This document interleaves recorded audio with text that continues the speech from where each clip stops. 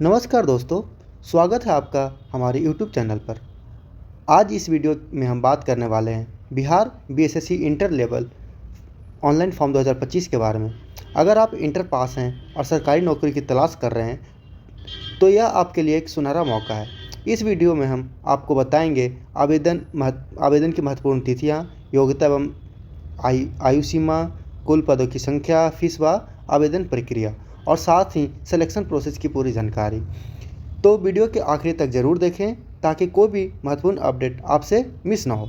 चलिए शुरू करते हैं। तो सबसे पहले अगर स्टार्ट करते हैं कि ये जो बीएसएससी इंटर लेवल का फॉर्म है ये भराना कब से स्टार्ट होगा, तो ये 15 अक्टूबर 2025 से फिल होना स्टार्ट हो जाएगा, जो कि 25 नवंबर 2025 तक चलेगा। और इसमें अभी तक एग्ज़ाम का कोई भी डेट को क्लियरिफाई नहीं किया गया है। अगर एप्लीकेशन फ़ी का बात किया जाए तो इसमें 100 रुपीज़ लगेगा एप्लीकेशन फ़ी, जो बिहार और अदर स्टेट वालों के लिए सेम होगा। अगर इसके बाद अगर बात किया जाए कुल पोस्ट, सबसे महत्वपूर्ण ये है कि इसमें कुल पोस्ट जो है 23,175 पोस्ट के लिए आया है, जो कि बहुत ज़्यादा है। और जहाँ तक कि आप जानते हैं कि इलेक्शन होने वाला है, तो इसके लिए इसके बाद इलेक्शन के बाद इतने पोस्ट का वैकेंसी आना बहुत मुश्किल हो जाएगा। तो आप सब के लिए ये सुनहरा मौका है कि आप इसको फॉर्म फिल करें और इसकी अच्छे से तैयारी करें। एलिजिबिलिटी क्राइटेरिया देखा जाए तो ये 12th बेसिस पर आया है। इसका मतलब आप 12th अगर पास हैं तो आप इस फॉर्म को भर सकते हैं। एग्ज़ाम पैटर्न देखा जाए क्या क्या पैटर्न है, तो सबसे पहले इसमें प्रीलिम्स एग्जाम होगा, उसके बाद मेंस एग्जाम होगा, उसके बाद स्किल टेस्ट होगा, उसका डॉक्यूमेंट वेरिफिकेशन और मेडिकल एग्जामिनेशन होगा, उसके बाद आपका ज्वाइनिंग आएगा। इसमें अलग अलग लेवल का जॉब आया है, तो आपका लेवल 5 भी है, लेवल 2 भी है, लेवल 4 भी है, तो अलग अलग लेवल का जॉब आया है। लेवल 4 भी है ना, लेवल 3 है। तो आप इसके हिसाब से अपने हिसाब से चूज़ कर सकते हैं कि आपको किस में जाना है। इसके बाद अगर इम्पॉर्टेंट बात किया जाए तो इसमें हमारा बिहार की तरफ से अभी एक नया अपडेट हुआ है कि जो आरक्षण प्रक्रिया था, जो पहले आरक्षण प्रक्रिया था कि महिलाओं को दिया जाता था, जो या तो बिहार की महिलाएं हैं या बाहर की महिलाएं हैं, सभी को 35% आरक्षण दिया जाता था, पर अब से चेंज हो गया है। ये 35% का आरक्षण जो है वो सिर्फ और सिर्फ बिहार निवासी महिलाओं को दिया जाएगा। और इसके साथ साथ दिव्यांगजन जो बिहार के हैं सिर्फ उन्हीं को आरक्षण दिया जाएगा। ये जो पोस्ट आया है, टोटल पोस्ट, इसमें इसके कुल पदों में बढ़ घट सकता है। इसमें अंतिम तिथि की तक आपका पोस्ट जो है या तो बढ़ सकता है या तो घट भी सकता है। इसके बाद अगर इम्पोर्टेंट जिक्र किया जाए इसमें, तो उम्र सीमा की बात किया जाए तो आपका जो उम्र सीमा है वो जो है मैक्सिमम जो है जिन अनरिजर्व मेल के लिए 37 साल होगा, और ओबीसी ईबीसी के लिए 40 साल होगा, अनारक्षित यानी कि जनरल फीमेल के लिए भी 40 साल होगा, और एसटी एससी के लिए 42 साल होगा। इसमें न्यूनतम सीमा जो है 18 वर्ष रखा गया है, जो कि 1/8/2025 तक कंप्लीट होना चाहिए 18 वर्ष, वही इस फॉर्म को भर सकते हैं। इसके अलावा इंपॉर्टेंट नोटिस देखा जाए तो परीक्षा शुल्क कितना लगने वाला था, हम लोग बात कर रही हैं कि 100 रुपीज़ जो है परीक्षा शुल्क लगने वाला है। इस प्रक्रिया क्या होगी परीक्षा का, तो इस प्रक्रिया में अगर देखा जाए तो जो भी प्रारंभिक एग्ज़ाम होगा, परीक्षा होगा, उसका 5 गुना को मेंस के लिए चयनित किया जाएगा। उस मेंस के लिए 5 गुना को चयनित करने के लिए भी बिहार सरकार द्वारा एक अलग प्रक्रिया रखा गया है कि अगर वैसे कैंडिडेट जिनका समान अंक प्राप्त किया है तो उनका जन्म के हिसाब से मेधा सूची में ऊपर नीचे किया जाएगा। मतलब कि अगर 18 साल के हैं और कोई अगर 25 साल के हैं, तो 25 साल के कैंडिडेट जो होंगे उनको ऊपर रखा जाएगा, फर्स्ट प्रेफरेंस दिया जाएगा। अगर उसके बाद भी अगर कोई ऐसे कैंडिडेट हैं जिनका अंक जो भी है सेम है और एज भी सेम है, तो उस केस में बिहार सरकार द्वारा या फिर आयोग के द्वारा जो अल्फ़ाबेटिकल अरेंज किया जाएगा, यानी A to Z में अगर एक कैंडिडेट का नाम A से है, दूसरे कैंडिडेट का नाम B से है, और दोनों का जो अंक भी है वो भी समान है और एज भी समान है, तो पहले ए वाले को चूज किया जाएगा। ये आयोग द्वारा पहले क्लियर कर दिया गया है। इसके अलावा देखा जाए तो जो प्रारंभिक परीक्षा होगा इसमें क्या कौन कौन से सब्जेक्ट से पूछे जाएंगे, तो सबसे पहले समान अध्ययन होगा, उसके बाद समान विज्ञान एवं गणित होगा और रीजनिंग के भी प्रश्न होंगे।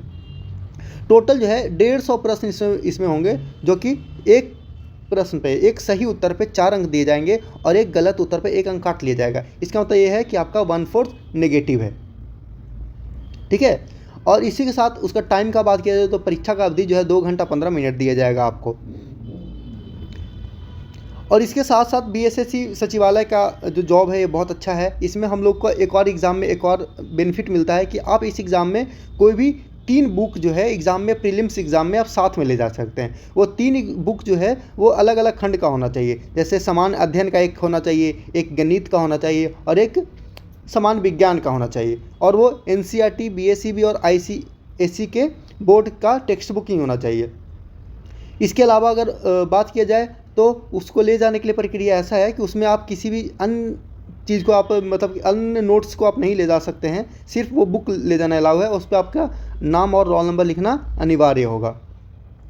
अगर देखा जाए यहाँ पे कि सामान्य अध्ययन में क्या क्या महत्वपूर्ण टॉपिक से क्वेश्चन आने की संभावनाएं हैं, तो इसके आसपास की वातावरण के सामाजिक जानकारी एवं समाज के उनके अनुरूप के संबंध में योग्यता जांच के लिए सामान्य अध्ययन में इससे रिलेटेड क्वेश्चन आएगा। और साथ में पड़ोसी देश से संबंधित विषय रूप से प्रश्न भी पूछे जाएंगे।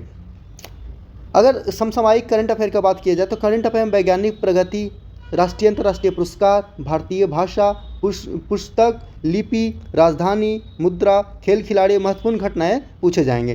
पड़ोसी भारत एवं उनके पड़ोसी देश से रिलेटेड क्वेश्चन भी पूछे जाएंगे। इसमें पड़ोसी देश के इतिहास की जानकारी होगा, भारत का इतिहास पूछे जा सकते हैं, संस्कृति, भूगोल, आर्थिक परिदृश्य, स्वतंत्रता आंदोलन, भारतीय कृषि एवं प्रौद्योगिक संस्था के प्रमुख विशेषताएं, भारत की संविधान एवं राज्य व्यवस्था, देश की राजनीतिक प्रणाली, पंचायती राज, सामुदायिक विकास, पंचवर्षीय योजना, राष्ट्रीय आंदोलन में बिहार का योगदान से रिलेटेड भी क्वेश्चन हो सकते हैं।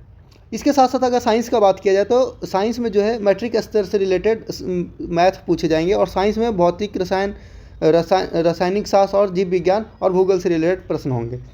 गणित में ज़्यादा कुछ सिलेबस, बहुत बड़ा सिलेबस नहीं है। गणित का सिलेबस में संख्या पद्धति से संबंधित प्रश्न हो सकते हैं, पूर्ण संख्या का अभिकलन भी हो सकता है, दशमलव, भीम से रिलेटेड क्वेश्चन होंगे, संख्या के बीच परस्पर संबंध से रिलेटेड क्वेश्चन होंगे, प्रतिशत होगा, अनुपात एवं समानुपात होगा, आयत, औसत, ब्याज और लाभ और हानि से प्रश्न होंगे। इसके साथ साथ रीजनिंग का भी प्रश्न होगा। हम लोग ने एज क्राइटेरिया देख लिया है कि एज लिमिट किसका कितना दिया गया है। इसके अलावा अगर कुछ इंपॉर्टेंट डॉक्यूमेंट्स का बात कर लिया जाए जो फॉर्म भरने में आपको महत्वपूर्ण होगा, तो उसमें मैट्रिक का आपको सर्टिफिकेट चाहिए होगा, इंटर का सर्टिफिकेट चाहिए होगा। इंटर में या तो आप ITI कर रखे होंगे उसका भी चलेगा, और डिप्लोमा कर रखे होंगे तो वो तब भी आप एलिजिबल हैं इसके लिए। उसके बाद कंप्यूटर का सर्टिफिकेट चाहिए होगा और टाइपिंग का सर्टिफिकेट चाहिए होगा, ठीक है। अस्थाई अगर आप बिहार से हैं और आरक्षण लेना चाहते हैं तो आपका आवासीय प्रमाण पत्र चाहिए होगा। जातिगत आरक्षण लेना चाहते हैं तो उसके लिए जातिगत प्रमाण पत्र आपको चाहिए होता होगा। और अगर आपके रिलेटिव, आपके दादा नाना में से कोई अगर स्वतंत्र सेनानी है तो उनका भी आपको प्रमाण पत्र देना होगा, जिससे आपको रिजर्वेशन मिल सकता है। दिव्यांगता संबंधित प्रमाण पत्र दिए जाने पे भी आपको रिजर्वेशन मिलेगा। इसके अलावा और अगर खास बात देख लिया जाए तो